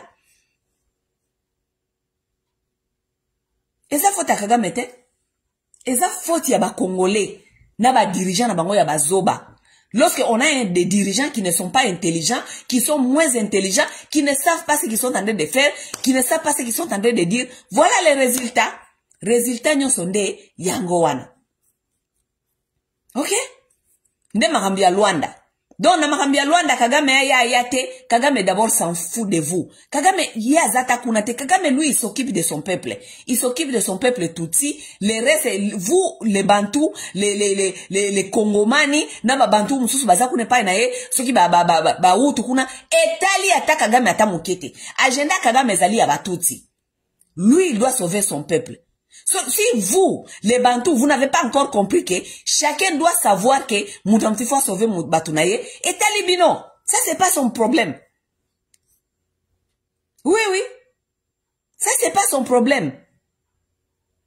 Papa Nyoso azalaka chef ya libota na ye. Papa Nyoso, il faut que nos locabilo kolia pona bana na ye. Si il faut tuer là-bas pour que tu amènes à manger pour tes enfants, tu dois tuer là-bas pour amener à manger pour tes enfants. Si Félix ali ko bomate, ali que tu kolukela bana na ye pe. Ça c'est son problème, ça c'est un papa irresponsable et stupide. Et ça faut ya papa voisin te. Et ça faut ya papa na bino bana obo zali ko tala papa na bino ya stupide wana. Et ça faut na bino.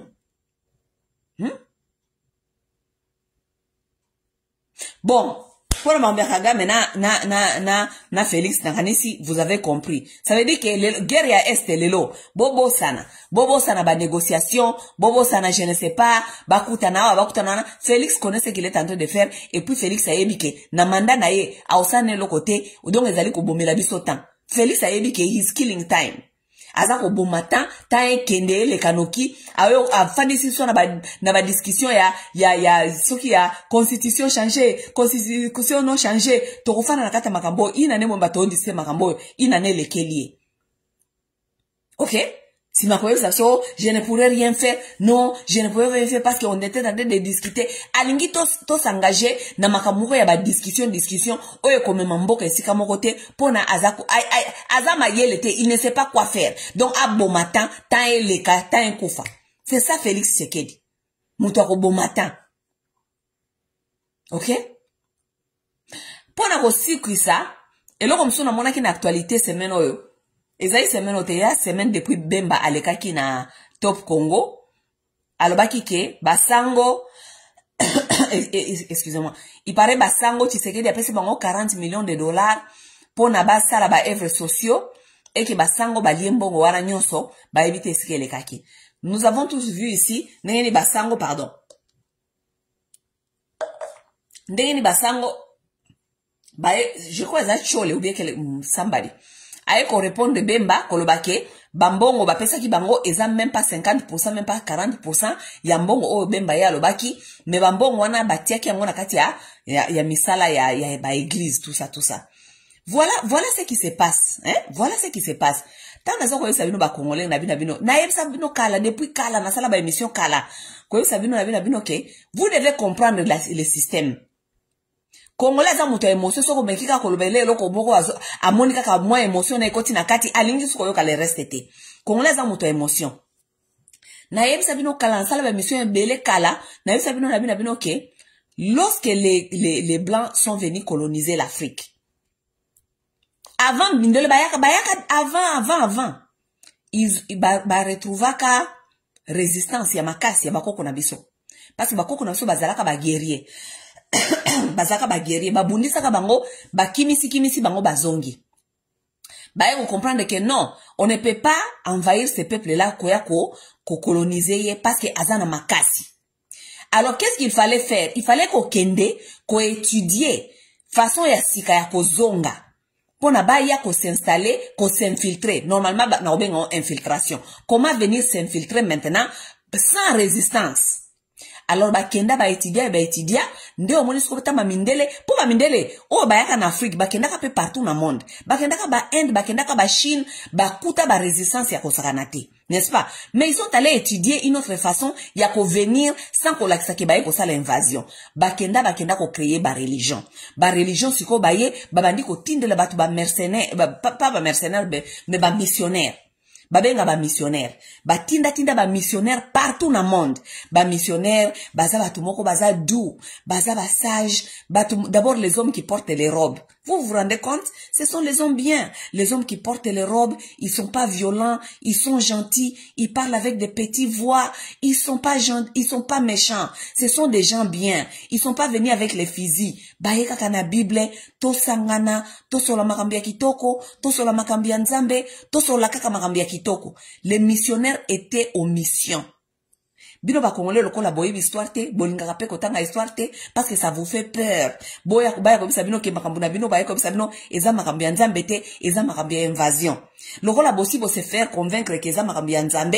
Donc là-bas on ne peut pas toucher parce que là-bas c'est trop sensible pour vous et ça vous fait tellement peur parce que bino la plupart de vous bokena ko ta religion pour la peur de la mort. So ba isi bino makambu wana oh c'est la ferme nzambe ko pinir yo ko bomayo. Mena ba o ba sambela kana ba sango na ba papi bango nyoso bakufaka.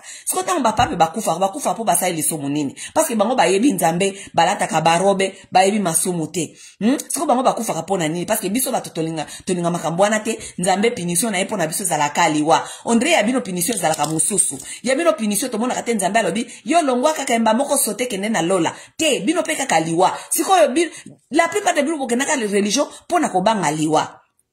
Et puis mundela yeba ki yango lokola boza bato ba émotion bobanga kana bino yango yela ki bino yango ba missionnaire batinda nani missionnaire batinda bango na monde mobimba bakenda na ba Chine kuna ba benga na bango ba chinois kuna ba bundisa ba missionnaire ba benga na bango ba yo comprendre que zali invasion culturelle invasion ya domination ya ba valeur culturelle ba benga na bango. Chine même chose biso ba africain tondima bango ba ye po biso ba africain moko to koma na biso ba paresse ba ye ba ndiko pesa biso biloko kolia ba otongola biso classe ba biso za civilisation ba ndoko tangisa biso makamuna bango tangisa biso bible les missionnaires sont restés avec nous 50 ans avant mon colon zonga pour nous préparer biso ko doucir biso ko sala biso batu malamu tampo po mundele tamundela ko ya les soso tondi maye.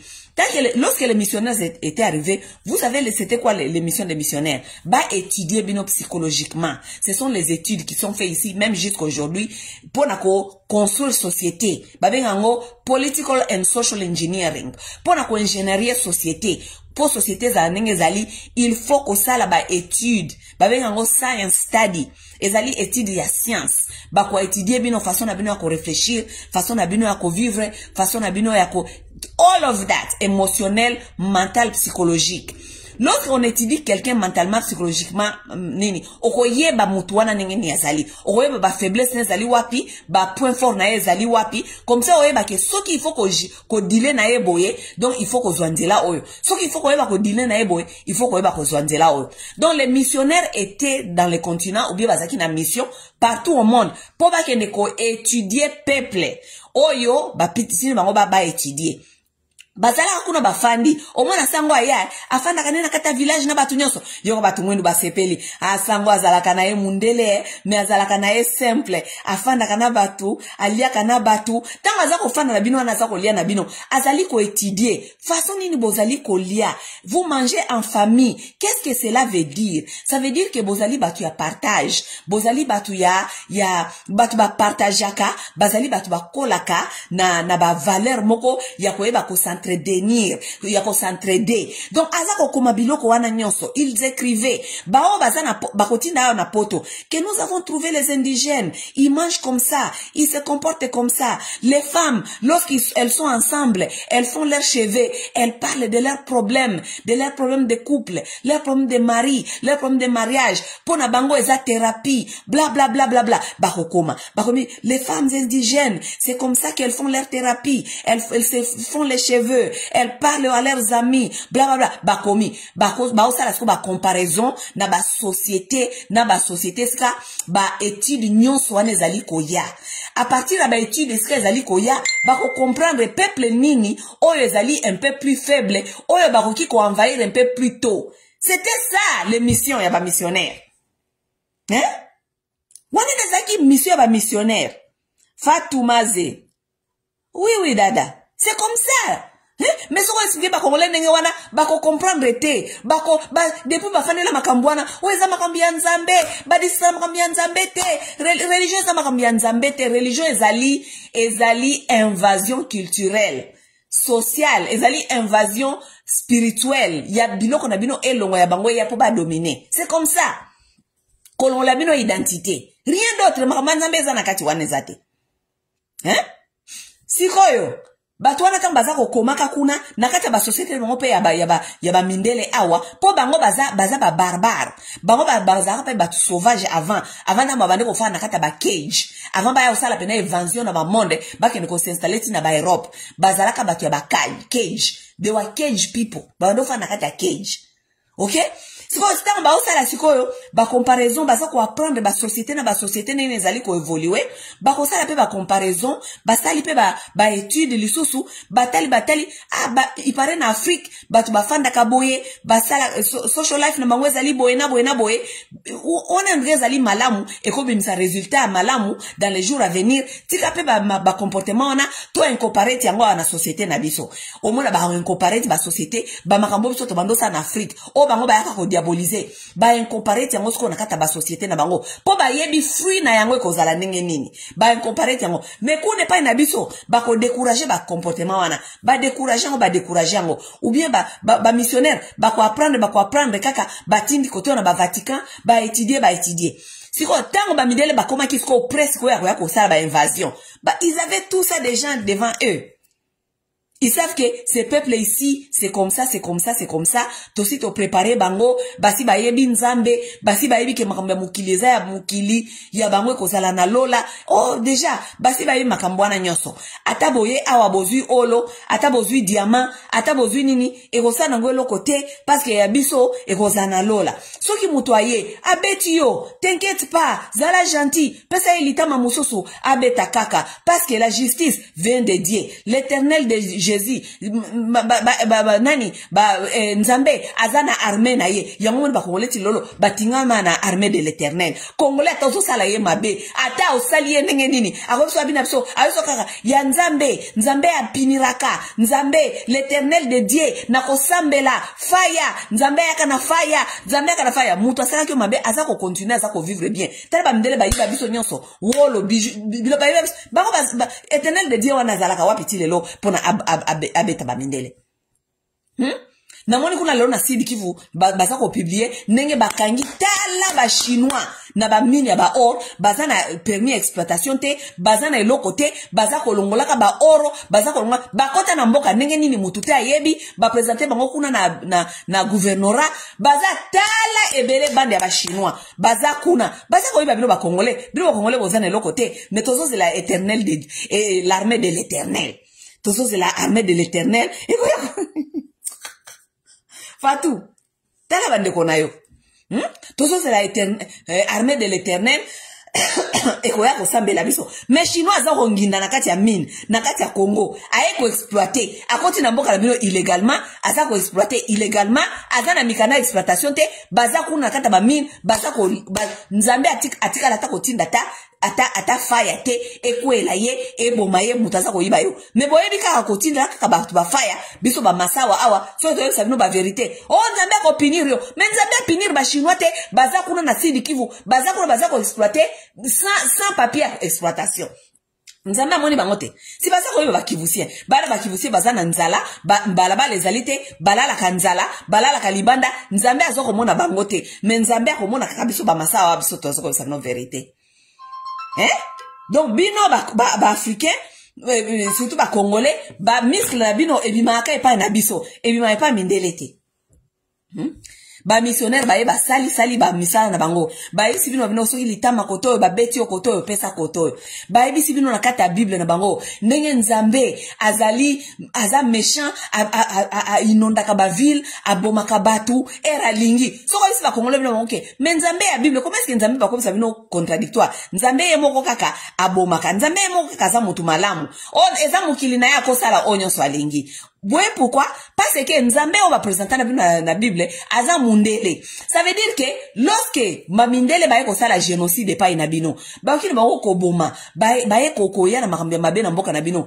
Il faut bo pardonner bango parce que za mokili na bango, eza biloko na bango baza ba Nzambe, baza ba Jésus. Mutu mwindu déjà ba mataye donc mutu mwindu akiko telemelo ka mundele lobite, yango mene loti lolo, soki mundele lobika ke loko, mutu mwindu fo ndima. Tana ke bango bakiko landa Biden ba président na bino bake na Luanda bake kolanda Biden lokola baota la Biden la Nzambe. Pourquoi? Parce que aza mundele tala il faut pas tant tozo sabino que on vous a fait tellement un lavage de cerveau et que ce n'est pas aujourd'hui vous allez vous retrouver, ce n'est pas aujourd'hui et ça le c'est pas de votre faute. Dans un cas, masolo ya basango siko oyo bemba a accusé alobini monke bazwaki 40 millions basango balobite bazwaki 40 millions te Félix apesi même pas 40%. Pourquoi? Parce que na isi bino na bino ke tango religion tango politique yaka parce que na politique otosala en Afrique ça ce n'est pas la politique organique africaine. Ezali politique ya mindele parce que ti lelo soki boyeba kate ba constitution na biso wana o ba koma wana ezalaka basé sur ba constitution ya poto bozo sala politique oyo ezali Afrique mobimba bazo sala politique oyo ezali même pas basé sur ba réalité ya bango moko ba ancien kingdom na biso ba benga oni ba kingdom ba benga oni ba royaume na biso ezali ko marcher ndenge parce que chaque peuple est kambamaka selon histoire na ye d'abord. Ata Félix Azoy Samso qui a changé constitution excusez-moi a changé constitution pona bien fait na excusez-moi pona bien fait na ye a se maintenir na pouvoir a ko changer constitution te et que mboka na biso e banda ko kambama selon bomoto na biso parce que soto lobi to kamba mboka na biso selon bomoto na biso il faut to la religion. Est-ce que Félix aza prêt à kolongo la religion na makambi ba religion na kati ya mboka wana aza prêt parce que yemo aza beigné na kati aza beigné tellement na kati. Donc Félix so alinga biso ke alinga changer constitution que mboka e banda ko tambola selon bomoto na biso il faut Félix azala prêt ya koyeba ke ce qu'il faut totambola selo bomoto na biso il faut pe ko chasser religion parce que religion za bomoto na biso te bakoko na biso bayeba ka jamais religion. OK? Donc qui est en train de mentir à qui? OK? Politique on a tozali ko sala eza ya binote yangana bomonaka. Vous êtes en train de faire la politique qui ne vous convient pas.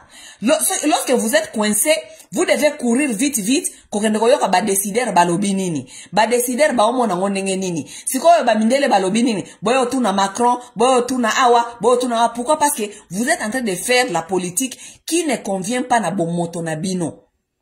Oui, cette politique-là a été amenée parce que Bamindele Bayeba Kike, même après la colonisation, Bango, il faut pas garder l'Ibo na Bango na kati Afrique. Donc il faut qu'on ait la bino ba confusion. Politique ya binoté et religion ya binoté. Bon, ça la confuse. Parce que ça, c'est le qu'on a yoté. Ou comme on a point oyo, ou ça la coincé, il faut y ba next. Qu'est-ce qu'on doit faire après? Pourquoi? Parce que eza moto na yoté. Vous devez apprendre quoi faire après.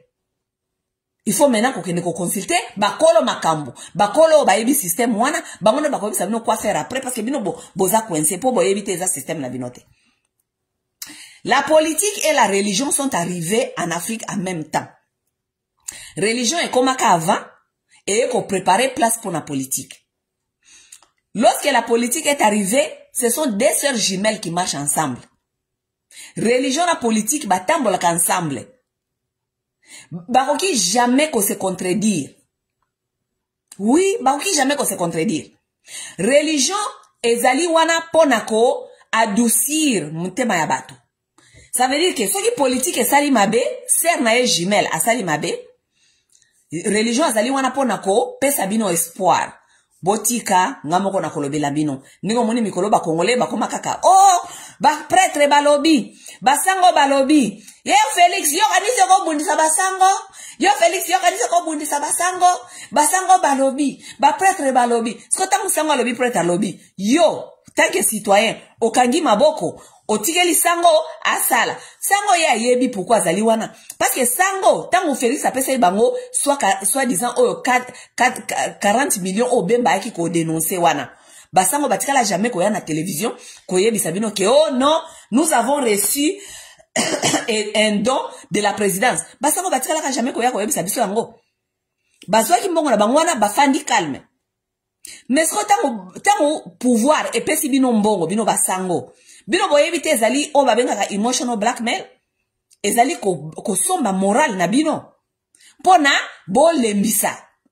Boyebi yango eza pona ngona. Boza mayele ming ezate ki boza bazoba. Vous êtes quand même intelligent de savoir que lorsque le pouvoir vous donne de l'argent, ce n'est pas pour vos choses sociales.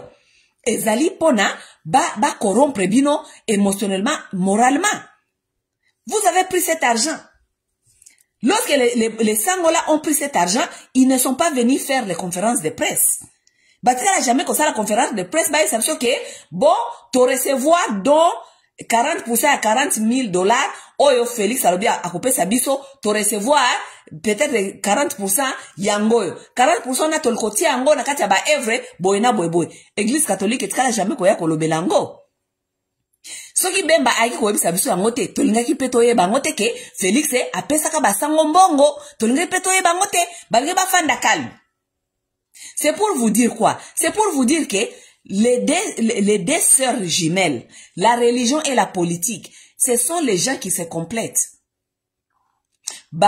Politique eko yiba bino mindele baza ko yiba ba yana système wana bango moko ba pourquoi baza ko yiba bino tango boko balinga koloba basango balobi ono bozali ko traiter peuple bien te bla bla bla ale ba congolais bo fandinye bokanisi basango de bakomi bavoka na bino bobandi bomoni église catholique lobi hey Félix yo kanisi okoka église catholique o monde église catholique salio depuis église catholique banda koloba toza wapi lelo.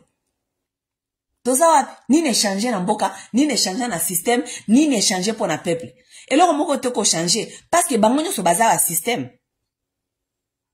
Système ya ko yiba peuple, mususu eza lokola panya puliza. Ba swahili balobaka panya puliza. Moka pourquoi za ko swa kotoyo, kote mususu za ko tia mo pepe. Asui kotoyo, kote mususu za li ko tia mo pepe. Ça ne changera jamais. Et ko chanjaka te, et loko moko te ko chanjaka. La religion et la politique sont venues en même temps. Elles sont tous venues faire le même travail. Il y a qu'on manipuler bateau, tant que religion sali tant que politique sali qu'on maltraiter bino, religion et sali lokola et pouliza et lokola et bomamoto. Religion ça lokola et bomamoto. Pour na bino wakanza keo basango, bazana pouvoir, église catholique ezana pouvoir, bakolobela biso, batelemeli chilombo, bla depuis chilombo banda koyiba. Église catholique sala ni. Tant chilombo za koyiba wana. Église catholique eo ça akaba déclaration non. Le peuple est en train de souffrir. Nous appelons, nous interpellons. Nous sommes en train de dire. Simabakei na bango kolala. Nzoa na simawana Félix apese bango mbongo, balali mbongo Félix. Hein?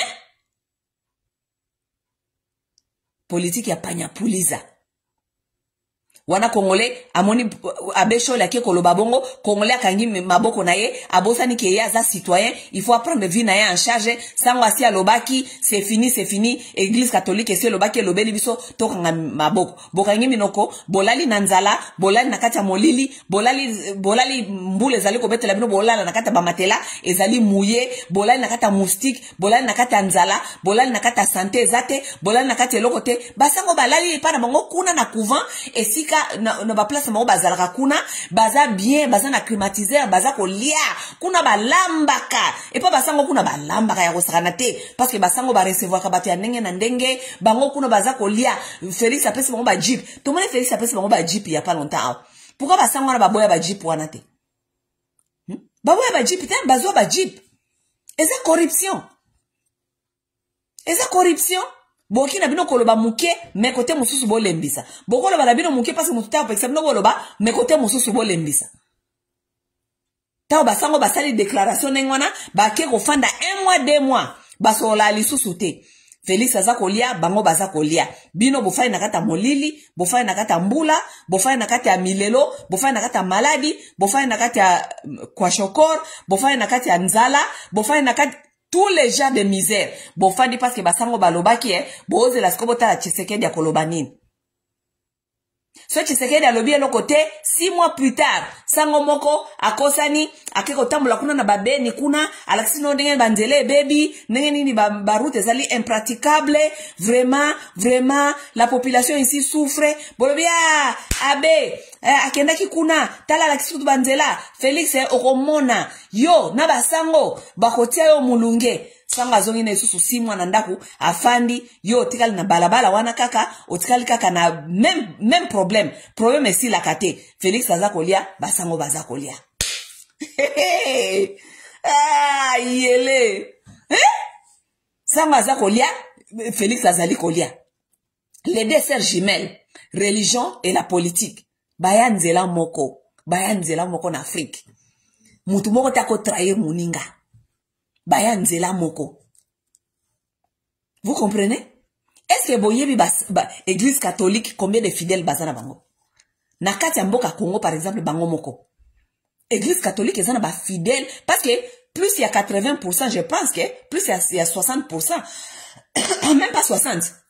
Je crois que 80% à 70 à 80% il y a population congolaise bazaba catholique. Population na Congo, ya ba oyo bazali ba membre fidèle ya église catholique, ba lekisi ba million na ba million. Baza ebele. So que église catholique ezalaka vraiment sérieux pour na découdre misère oyo gouvernement ezali ko sa et la peuple. Église catholique ezali seulement na besoin ya kolobela na kata église ke lelo biso nyonso lelo lokwa toke église. Lelo dimanche ya mokolo fulani ba fidèle na biso nyonso tango boko ya awa sur toute l'étendue du territoire. Bison sozali ko bima marche pacifique parce que soit disant ba simba kamendo kité. Marche pacifique ba catholique nyonso oyo lelo ya Congo awa. Soki to bimi na balabala ba kozala combien de millions? Est-ce que Tshisekedi akoyebisa biso ke akobeta ba catholique masasi po ba catholique ba bimi sans violence? Basango ne batindi bango babino bango ke misère na bino tellement leki to bima toke ndeko senga ba droit na bino to bima lelo yo kanisi Félix obeta mo masasi te parce que bazali ba peuple oyo église bimisi libanda bazali peuple sans violence ba ke ko revendiquer ba droit mango. Pourquoi église catholique esala kangote? Pourquoi? Parce que la religion et la politique sont des deux sœurs jumelles qui sont arrivées en Afrique en même temps pour faire le même travail. Félix azali ko yiba, politique azali ko yiba, bino na ba occidentaux, ba otia bino maboko na poche, bazali ko yiba ba minéraux et tout, église catholique.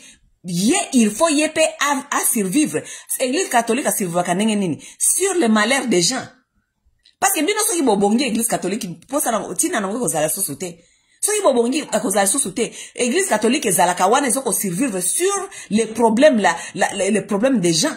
Yo si mon organisation mobimba et fanda kaka et survivre kaka sur les malheurs des gens. Oui, bah pauvre.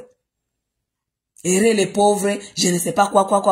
Donc, bino bo pesa ngo, bambongo wana nyoso bo pesa ka église catholique, $1. Parce que pauvre pesa ke belete. Pauvre pesa ka ba centime, ba $1. Mais bambongo nyoso bozo ko collecter ngo. So yi boza ba millions et des millions. Toi, le papa, par exemple, n'a pas ça par exemple. So peut-être boza 50 millions. Boza 50 millions, ya bandimi na Congo. Ya église catholique. Chaque dimanche, chaque dimanche. Ce qui pas $1, tolo ba 50 cents, moitié $1. Chaque mondimi a pesa kango. Toko lo baka bongo, parce que ça bandimi wa pesa ka paye plus ya $5 par semaine. Tolo baka minimum, donc ya muki ya makasi $1. $1 par mondimi, chaque week-end. Ça veut dire que chaque week-end, église catholique est ça là à $50,000. Oh non, combien? C'est beau 5 millions. 5 millions. Combien? $1 fois 5 millions. Et ça combien? 5 millions. N'est-ce pas? Donc, est-ce que l'église catholique est un intérêt bino bobonga? Il faut vous mettre une vraie question. C'est ça le problème avec les Congolais. Lorsqu'on se demande pas de vraies questions, on reste dans l'ignorance. Est-ce que l'église catholique est un intérêt bino bobonga? Parce que l'église catholique est allée ko feed from the misery of the people. Ba hope ya ba nabino, ba ngoba pesa bino espoir. N'est-ce pas? Pour vous continuer à croire qu'à chaque dimanche, parce que vous êtes tellement dans la misère, chaque dimanche il faut boya, ba pesa ba pomper bino le sous, et ça la thérapie, ba pomper bino sous, masola espoir, ça ira, nzambe azo hotel bino, nzambe akotala kaka, en même temps, bo pesa mabonza, au pesi 1, ozoko espérer que, ozoko lona, un jour okozwa, n'est-ce pas? Est-ce que l'église catholique, ezana, Basile, eza 90%. Est-ce que l'église catholique ezana intérêt bino bobonga? Parce que bango be basa ko profiter. Parce que Félix Pele lo lobike tolingi pisusu ba église catholique ote ba longwa awa, bango be ba perdre. Donc bazana intérêt te ba déranger pouvoir. Bazana intérêt te ya ko déranger pouvoir parce que pouvoir peut ko déranger bango. Et quand il s'est Vatican bisaka, bolongwa pe awa, ba keipe, ba kosala longo pe logote, parce que vous êtes souverain, tous a pays laïque. Donc, ba jena bangwana ba onyo somi ba lewana, bazali ko s'accompagner. Pour église za kolia chintoko, Félix bazali kolia chintoko. Peuple atikali, nanini, et l'autre peuple atikali 0. En même temps, ba Congolais, lokola ba yebite, ce sont les gens qui sont émotifs, ba yebite ba sens ya ba responsabilité te, ba zo koze l'église catholique et ça est la bango. So est-ce que l'église catholique aussi la binote et loko moko te, ah yo yebi force à Vatican te, yo yebi force à l'église catholique te, force église catholique depuis bon esclavage, depuis esclavage. Église catholique ezalaka wana. Église catholique c'est quand on mona ninge baozo bakoko na biso ba mimba ngona kata ba ya babilanga babeti bango bakati bango maboko bakati bango ba sexe. Église catholique était là en train de regarder. Ils ne vous ont jamais défendu. OK? Église catholique ezalaki wana tant bazali ko ya ko déporter bakoko na biso ba mimba ngo esclavage. Église catholique était là, ils regardaient. Batika jamais ko défendre bino. Après colonisation, église catholique ezalaki wana tangu nani bobengani ba belge désordre balumumba baye bakasavubu baye bamobutu baye tous ces gens là tous ces années église catholique ezalaka wana ezako tala ezako koma ezako sala ba revendication ezako loba ba makambu bla bla bla bla bla bla bla bla bla bla bla bla ti lelo bino nganisi ba neo nyonso église catholique et observer lelo kakande miracle la nzambe ko kweya pour église catholique ya ko sauver bino. Non quand même vous devez quand même devenir intelligent à un certain temps, quand même. Sinon, vous êtes seulement en train de souffrir votre ignorance et moins, et votre, donc, ils ont l'accepté que Mutumundu azana incapacité à intelligence. Incapacité à intelligence, c'est ça.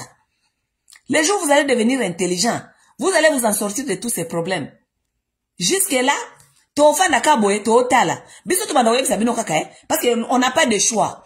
Il faut faire que sur la nabino, eza mingongo oyo ya bakoko na biso ndebimela ka biso hermoko na kati poto yaka ko réveiller conscience. Mais ce conscience na bino ezo na ngote. Capacité ya intelligence eza nango ebelete. Bo ça nini? Vous serez là seulement en train de souffrir.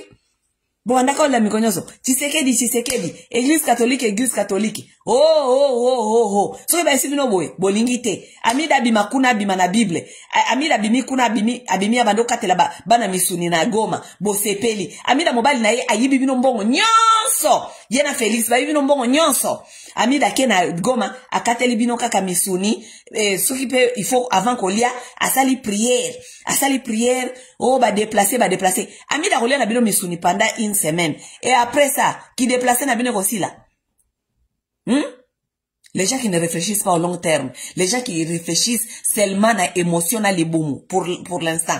Amida tanga kolonga kuna na Goma, malheur na bino esili, qui déplace na bino esili, kolala na kata batanti wana esili, bambula nezo kwela bino na kata batanti wana, ba kwa shokor, ba kolera, ba salite na kata bakan esili ten. Mais si quoi na boza ko beta kama maboko parce que amida eko lia na bino, amida ko kata misuni na bino, amida ako sala prière, asambe la kanzamba yebi nzambe. Après tanga zongi Kinshasa, yena mobile ne ba continuer ko yiba, ba continuer ko lia, ba continuer na kata saga na bango ya buzoba, la vie continue. Kotoyo, Denise azako manipuler,